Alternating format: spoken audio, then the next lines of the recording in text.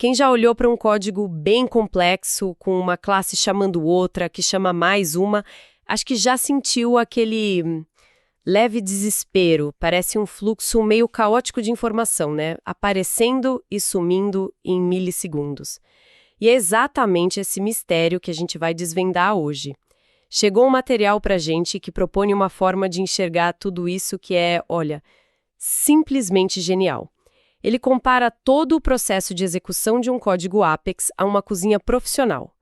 Mas não qualquer cozinha. Uma cozinha em pleno horário de pico. Vamos a essa imagem para entender essa dança das informações que acontece nos bastidores. Olha, pilha de execução e transforma em algo que a gente consegue visualizar, algo concreto. A nossa missão aqui hoje é montar essa cozinha na nossa cabeça, peça por peça. Desde o momento que os ingredientes são separados, ali na bancada, até a grande limpeza no final do expediente.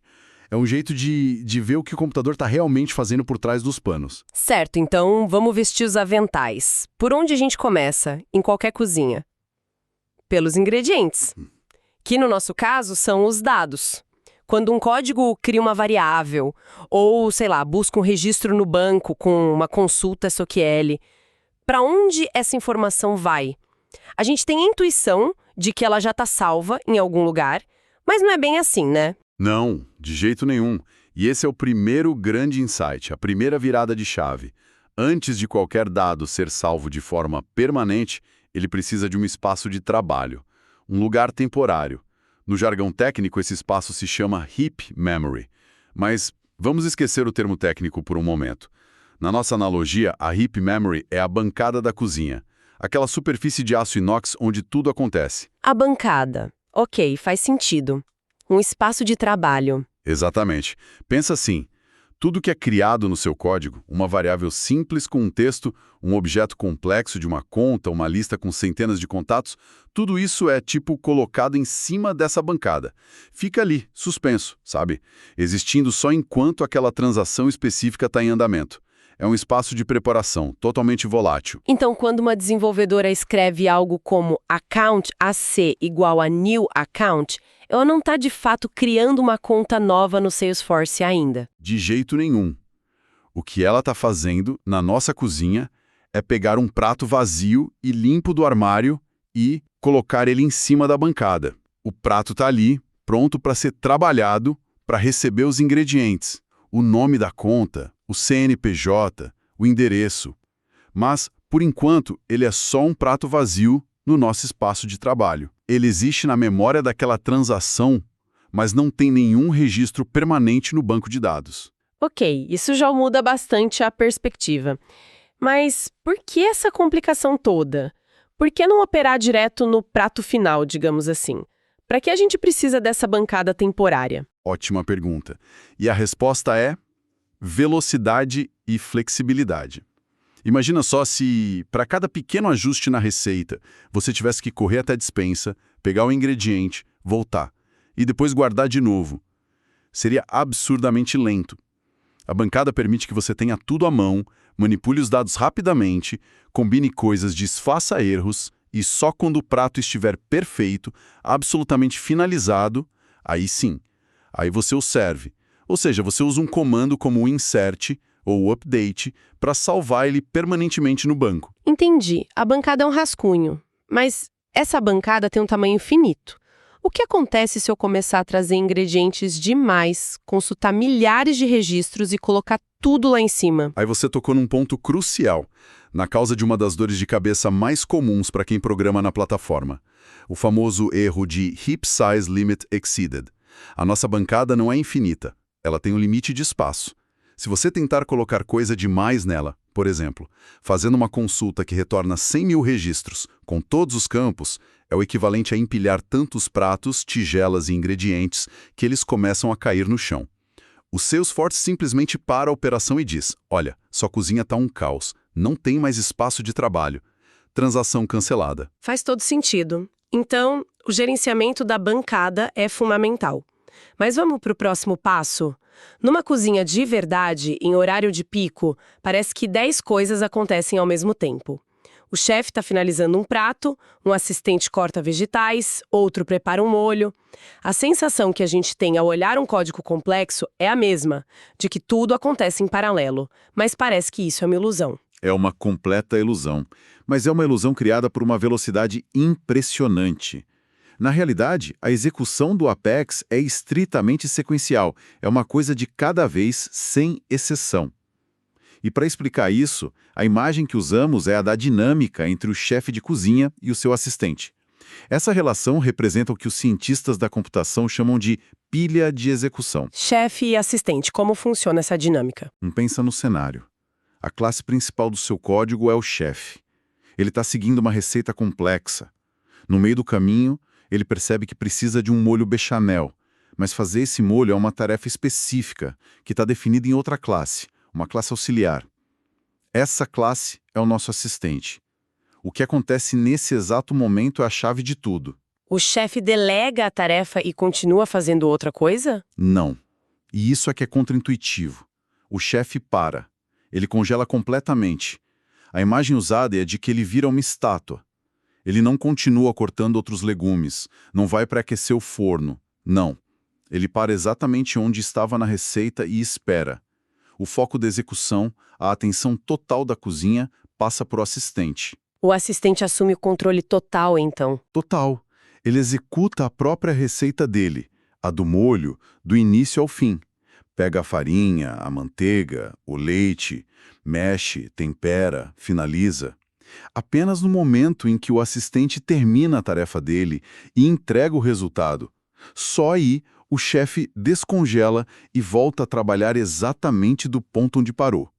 Mas agora com um molho em mãos. Nossa, então essa sensação de que tudo acontece junto vem do fato de que essa passagem de bastão, a pausa do chefe e a execução do assistente acontecem em milissegundos.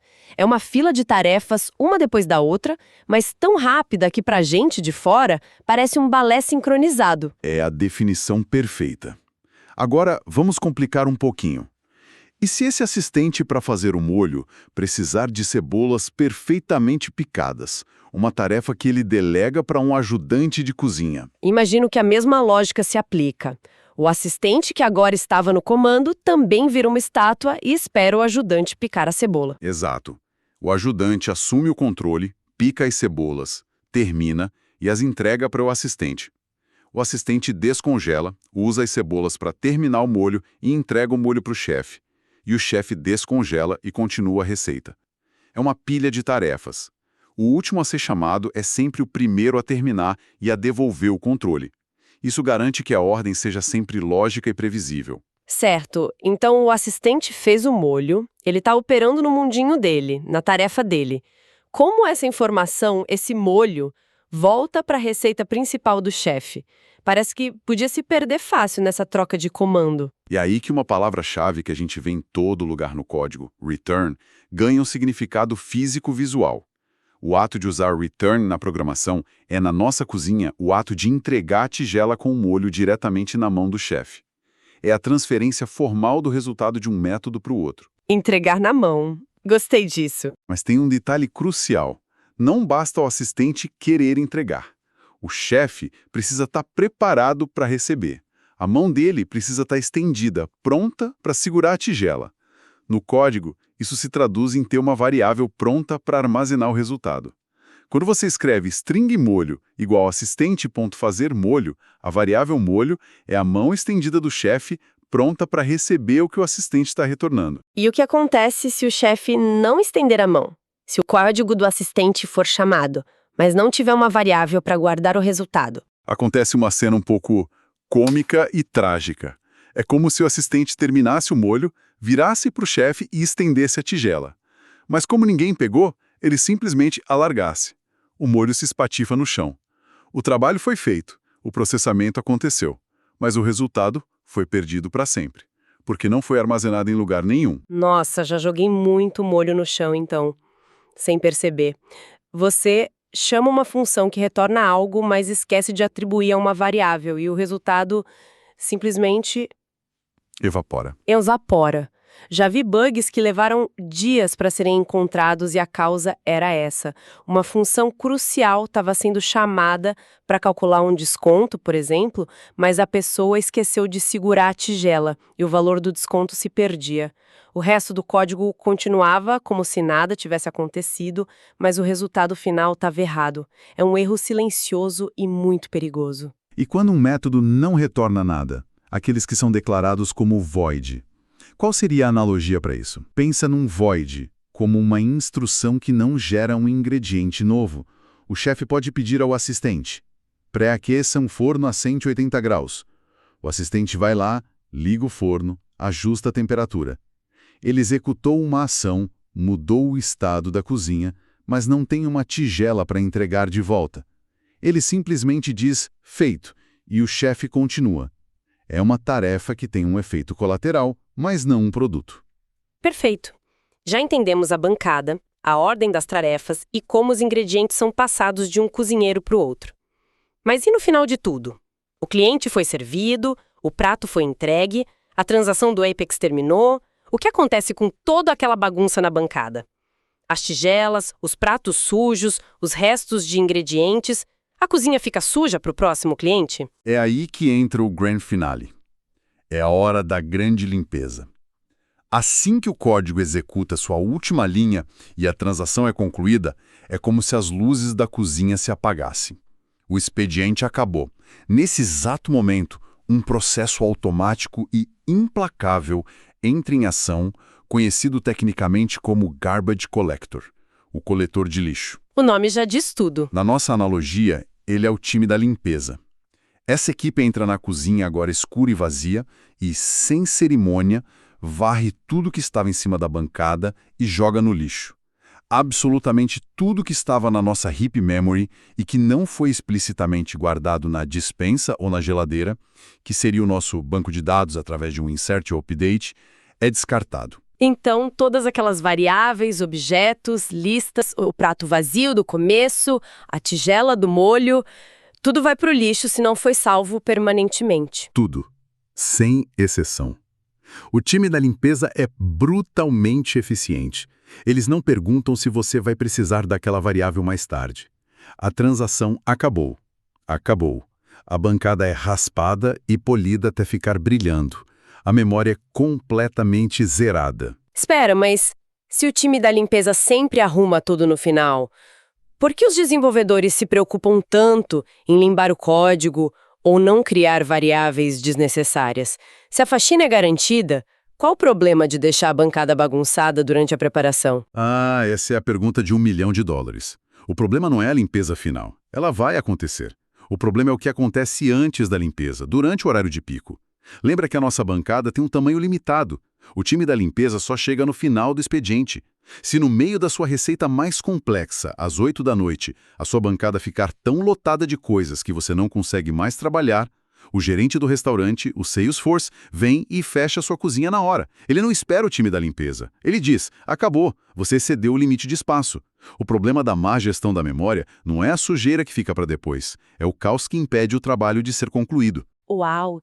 Isso conecta tudo. A preocupação não é com a limpeza, é com a capacidade de trabalho. A bancada precisa ser grande o suficiente para o prato que você está fazendo. Precisamente. Por isso que boas práticas como não consultar campos que você não vai usar, ou limpar listas grandes da memória assim que elas não forem mais necessárias, são como um chefe organizado que, depois de usar um ingrediente, já descarta a embalagem e coloca a tigela suja de lado. Ele mantém a bancada o mais livre possível para os próximos passos. Então, se a gente fosse resumir a ópera como a própria fonte que usamos sugere, poderíamos dizer que o Apex funciona como um sistema de mensagens ultra rápido dentro de uma cozinha muito metódica. Métodos, que são o nosso chefe e sua equipe, numa ordem hierárquica e sequencial. E no final, só existem 2 destinos possíveis para cada pedaço de informação.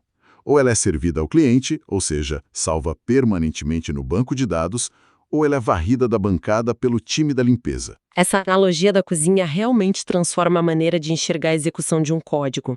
Ela pega algo que é invisível, abstrato, acontecendo num servidor a quilômetros de distância, e transforma num processo concreto, com personagens, objetos e ações que a gente consegue visualizar e, o mais importante, entender a lógica por trás. E com essa lógica em mente, a gente pode deixar uma reflexão final que parte direto da nossa cozinha. Nós entendemos o risco de lotar a bancada e parar a produção. A questão que se segue é: como podemos ser chefes mais eficientes? Se o chefe sabe que vai precisar de 10 ovos durante a receita, mas só um de cada vez, é mais inteligente ele pegar todos os 10 ovos da geladeira e colocar na bancada de uma vez, ocupando espaço, ou pegar um, usar e só depois pegar o próximo. Pensar sobre quando e como trazemos os ingredientes para a bancada é o que separa um código que apenas funciona de um código que funciona de forma otimizada e elegante, mesmo sob pressão. É o próximo nível de maestria na cozinha no Apex.